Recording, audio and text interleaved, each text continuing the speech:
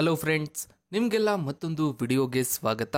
Friends, ಮೂಡ ಹಗರಣ ವಿಚಾರದಲ್ಲಿ high court ಕೊಟ್ಟಂತಹ ತೀರ್ಪು ರಾಜ್ಯ ರಾಜಕೀಯವನ್ನೇ ಅಲ್ಲೋಲ ಕಲ್ಲೋಲ ಮಾಡಿದೆ. ತಮ್ಮ ಪರವಾಗಿ ತೀರ್ಪು ಬರುತ್ತೆ ಅನ್ನೋ ನಿರೀಕ್ಷೆಯಲ್ಲಿದ್ದ ಸಿದ್ದರಾಮಯ್ಯ ಅವರಿಗೆ ಒಂದು ದೊಡ್ಡ ಶಾಕ್ ಎದುರಾಗಿದೆ. ರಾಜೀನಾಮೆ ಕೊಡೋದಿಲ್ಲ, ಕಾನೂನು ಹೋರಾಟವನ್ನ ಮುಂದುವರಿಸ್ತೀನಿ ಅಂದಿದ್ದ ಸಿದ್ದರಾಮಯ್ಯ ಅವರಿಗೆ ಹೈಕೋರ್ಟ್ನಲ್ಲಿ ಮಾತ್ರವಲ್ಲದೆ ಜನಪ್ರತಿನಿಧಿಗಳ ಕೋರ್ಟ್ನಲ್ಲೂ ಹಿನ್ನಡೆಯಾಗಿದೆ. ಮೂಡ ಹಗರಣದಲ್ಲಿ ಸಿದ್ದರಾಮಯ್ಯ ಅವರಿಗೆ ಬಿಗ್ ಶಾಕ್ ಎದುರಾಗಿದೆ.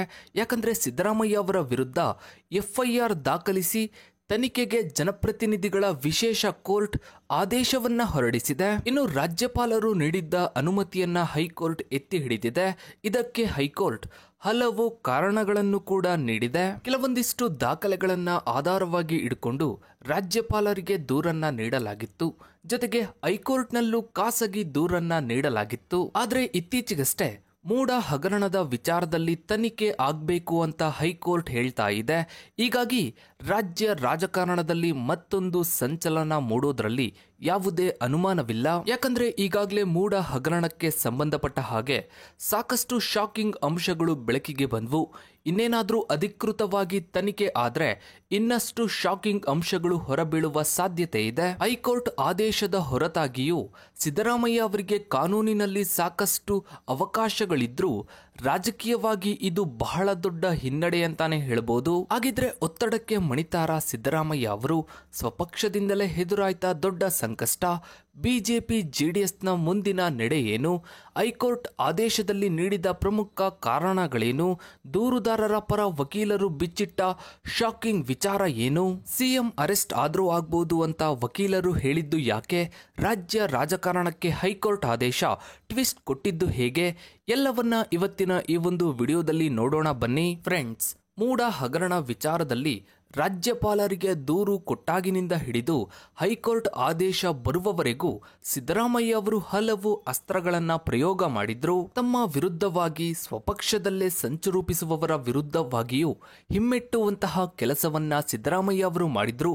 ಇದರ ಜೊತೆಗೆ ವಿರೋಧ ಪಕ್ಷದವರ ದಾಳಿಯನ್ನು ಸಹ ಸಮರ್ಥವಾಗಿ ಎದುರಿಸಿದ್ರು. ರಾಜ್ಯಪಾಲರಿಗೆ ದೂರು ಹೋದಂತಹ ಸಂದರ್ಭದಲ್ಲೇ ಮೂಡ ಹಗರಣದ ವಿಚಾರ ಬೆಳಕಿಗೆ ಬಂದಾಗಲೇ ರಾಜೀನಾಮೆ ವಿಚಾರ ಮುನ್ನೆಲೆಗೆ ಬಂತು. ಸಿದ್ದರಾಮಯ್ಯ ಅವರಿಗೆ ತೀವ್ರ ಒತ್ತಡವೂ ಹೆಚ್ಚಾಯಿತು. ಆದ್ರೆ ಸಿಎಂ ಮಾತ್ರ ಯಾವುದಕ್ಕೂ ಜಗ್ಗಲಿಲ್ಲ. ಹೈಕೋರ್ಟ್ ಆದೇಶ ಹೊರಬಿದ್ದ ನಂತರವೂ ಸಿದ್ದರಾಮಯ್ಯ ಅವರು ನಾನು ಯಾವುದೇ ಕಾರಣಕ್ಕೂ ರಾಜೀನಾಮೆ ನೀಡೋದಿಲ್ಲ, ನಾನು ಯಾವುದೇ ತಪ್ಪು ಮಾಡಿಲ್ಲ ಅಂತ ಹೇಳಿದ್ದಾರೆ. ಈಗಾಗಲೇ ರಾಜ್ಯದ ಹಲವು ಪ್ರಮುಖರು ಸಿದ್ದರಾಮಯ್ಯ ಅವರು ರಾಜೀನಾಮೆ ಕೊಡೋದೇ ಒಳ್ಳೆಯದು ಅಂತ ಹೇಳ್ತಾ ಇದ್ದಾರೆ. ಆದ್ರೆ ಸಿಎಂ ಮಾತ್ರ ದೃಢ ನಿರ್ಧಾರಕ್ಕೆ ಬಂದಿದ್ದಾರೆ. ಕಾನೂನು ಹೋರಾಟವನ್ನ ಮುಂದುವರಿಸ್ತೀನಿ ಅಂತ ಹೇಳ್ತಾ ಇದ್ದಾರೆ. ಹೈಕೋರ್ಟ್ ಆದೇಶದ ನಂತರದಲ್ಲೂ ಅವರು ವಿಭಾಗೀಯ ಪೀಠಕ್ಕೆ ಹೋಗಬಹುದು, ಮೇಲ್ಮನವಿಯನ್ನು ಕೂಡ ಸಲ್ಲಿಸಬಹುದು. ಜೊತೆಗೆ ಸುಪ್ರೀಂ ಕೋರ್ಟ್ ವರೆಗೂ ಕೂಡ ಹೋಗುವಂತಹ ಅವಕಾಶವಿದೆ. ಇದೆಲ್ಲವನ್ನು ಅವರು ಬಳಸಿಕೊಳ್ಳುವ ಸಾಧ್ಯತೆ ಇದೆ. ಮುಂದಿನ ಕಾನೂನು ಅವಕಾಶದಲ್ಲಿ ಅಂದ್ರೆ ಸುಪ್ರೀಂ ಕೋರ್ಟ್ ವರೆಗೂ ಹೋಗಿದ್ದೇ ಆದಲ್ಲಿ ಅಲ್ಲಿನ ಆದೇಶ ಏನ್ ಬೇಕಾದ್ರೂ ಹೊರಬರಬಹುದು. ಆದ್ರೆ ಅಲ್ಲಿವರೆಗೂ ಸಿಎಂ ಆಗಿ ಮುಂದುವರಿಯುವ ಅವಕಾಶ ಸಿಗುತ್ತೆ. ಆದ್ರೆ ಇಷ್ಟೊಂದು ದೃಢವಾಗಿ ಸಿದ್ದರಾಮಯ್ಯ ಅವರು ತಮ್ಮ ನಿರ್ಧಾರಕ್ಕೆ ನಿಂತಿರೋದಕ್ಕೂ ಒಂದು ಕಾರಣವಿದೆ. ಅದು ಬೇರೆ ಏನೂ ಅಲ್ಲ, ಸದ್ಯದ ರಾಜಕೀಯ ಪರಿಸ್ಥಿತಿ. ಇದರಲ್ಲಿ ಮೊದಲನೆಯದ್ದೇ ಸರ್ಕಾರ ಶಾಸಕರ ಸಂಖ್ಯೆಯಲ್ಲಿ ಸ್ಥಿರವಾಗಿದೆ. ವಿರೋಧ ಪಕ್ಷಗಳು ಸೇರ್ಕೊಂಡು ಏನಾದ್ರೂ ಮಾಡ್ತಾರೆ ಅನ್ನೋ ಪರಿಸ್ಥಿತಿ ಕೂಡ ಇಲ್ಲ. ಹೀಗಾಗಿ ಜೆಡಿಎಸ್ ಬಿಜೆಪಿಯ ಒತ್ತಡಕ್ಕೆ ಸಿದ್ದರಾಮಯ್ಯ ಅವರು ಜಗ್ಗಲೇಬೇಕು ಅನ್ನುವಂತಹ ಪರಿಸ್ಥಿತಿ ಇಲ್ಲ. ಮತ್ತೊಂದು ಕಡೆ ಸಿದ್ದರಾಮಯ್ಯ ಅವರ ಬಳಿ ರಾಜೀನಾಮೆ ಕೇಳುವಂತಹ ಪರಿಸ್ಥಿತಿ ಕೂಡ ಹೈಕಮಾಂಡ್ ಬಳಿ ಇಲ್ಲ. ಒಂದು ವೇಳೆ ಸಿದ್ದರಾಮಯ್ಯ ಅವರನ್ನ ಸಿಎಂ ಸ್ಥಾನದಿಂದ ಕೆಳಗಿಳಿಸಿದ್ದೇ ಆದಲ್ಲಿ ಕಾಂಗ್ರೆಸ್ನಲ್ಲಿ ಆಂತರಿಕ ಕಿತ್ತಾಟ ಶುರುವಾಗುತ್ತೆ. ಹೈಕಮಾಂಡ್ ಏನಾದ್ರೂ ಒಂದು ದೃಢವಾದ ನಿರ್ಧಾರಕ್ಕೆ ಬರಬೇಕು ಅಂತ ಇದ್ರೆ ಅದು ರಾಜ್ಯಪಾಲರಿಗೆ ದೂರು ಹೋದಂತಹ ಸಂದರ್ಭದಲ್ಲಿ ಅಥವಾ ಮೂಡ ಹಗರಣ ವಿಚಾರ ಮುನ್ನೆಲೆಗೆ ಬಂದ ಸಂದರ್ಭದಲ್ಲೇ ತೆಗೆದುಕೊಳ್ಳಬಹುದಿತ್ತು. ಆದ್ರೆ ಅಂತಹ ಒಂದು ನಿರ್ಧಾರವನ್ನ ತೆಗೆದುಕೊಳ್ಳೋಕು ಹೈಕಮಾಂಡ್ ಹಿಂದೇಟು ಹಾಕಿದೆ. ಕಾದು ನೋಡುವ ತಂತ್ರಕ್ಕೆ ಮುಂದಾಗಿತ್ತು.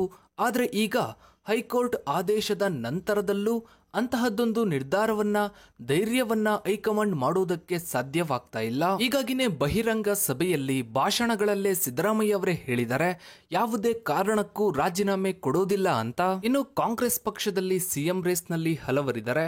ಈ ಹಿಂದೆ ಡಿಕೆ ಶಿವಕುಮಾರ್ ಹಾಗೆ ಸಿದ್ದರಾಮಯ್ಯ ಅವರ ನಡುವೆ ಭಾರಿ ಪೈಪೋಟಿ ಇತ್ತು. ಆದರೆ ಸರ್ಕಾರ ರಚನೆಯಾಗಿ 1 ವರ್ಷ ಕಳೀತಿದ್ದ ಹಾಗೇನೆ ಹಲವರು ಈಗ ಸಿಎಂ ರೇಸ್ನಲ್ಲಿ ಕಾಣಿಸಿಕೊಳ್ತಾ ಇದ್ದಾರೆ. ಇನ್ನು ಇದರಲ್ಲಿ ಹಲವರಿಗೆ ಡಿಕೆ ಶಿವಕುಮಾರ್ ಅವರು ಸಿಎಂ ಆಗೋದು ಕಾಂಗ್ರೆಸ್ನಲ್ಲೇ ಇಷ್ಟ ಇಲ್ಲ. ಇದರ ಜೊತೆಗೆ ಡಿಕೆ ಶಿವಕುಮಾರ್ ಅವರು ಆರೋಪ ಮುಕ್ತರಾಗಿಲ್ಲ. ಇದು ಸಿದ್ದರಾಮಯ್ಯ ಅವರು ಹಾಗೆ ಡಿಕೆ ಶಿವಕುಮಾರ್ ಅವರ ನಂತರದಲ್ಲಿ ಯಾರ್ಯಾರು ಸಿಎಂ ರೇಸ್ನಲ್ಲಿದ್ದಾರೆ ಅವರಿಗೆ ಸಿಎಂ ಕುರ್ಚಿ ಕಣ್ಣು ಕುಕ್ಕುವಂತೆ ಮಾಡ್ತಾ ಇದೆ. ಹಾಗಿದ್ರೆ ಮುಂದೇನಾಗ್ಬೋದು ಅನ್ನೋದನ್ನ ನೋಡೋದಾದ್ರೆ ಹೈಕೋರ್ಟ್ ಆದೇಶವನ್ನ ನಾವು ಗಮನಿಸಲೇಬೇಕು. ಮೂಡ ಹಗರಣ ವಿಚಾರದಲ್ಲಿ ಸಿದ್ದರಾಮಯ್ಯ ಕುಟುಂಬಕ್ಕೆ ಸುಮಾರು 56 ಕೋಟಿ ಲಾಭ ಆಗಿದೆ. ಅಂದ್ರೆ ಈ ಒಟ್ಟು ಹಗರಣದ ಹಿಂದೆ ಸಿದ್ದರಾಮಯ್ಯ ಅವರ ಕೈವಾಡ ಇಲ್ಲ ಅಂತ ಒಪ್ಪಿಕೊಳ್ಳೋದು ಕಷ್ಟ ಅಂತ ಹೈಕೋರ್ಟ್ ಅಭಿಪ್ರಾಯ ಪಡ್ತಾ ಇದೆ.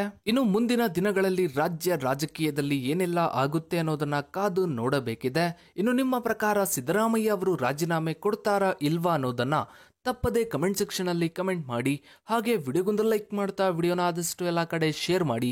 ನೀವಿನ್ನು ನಮ್ಮ ಚಾನಲ್ಗೆ ಸಬ್ಸ್ಕ್ರೈಬ್ ಆಗಿಲ್ಲ ಅಂದ್ರೆ ಕೆಳಗಡೆ ಕಾಣೋ ಸಬ್ಸ್ಕ್ರೈಬ್ ಬಟನ್ ಕ್ಲಿಕ್ ಮಾಡಿ. ಹಾಗೆ ಪಕ್ಕದಲ್ಲಿ ಕಾಣೋ ಬೆಲ್ ಐಕಾನ್ ಕೂಡ ಕ್ಲಿಕ್ ಮಾಡಿ. Thanks for watching.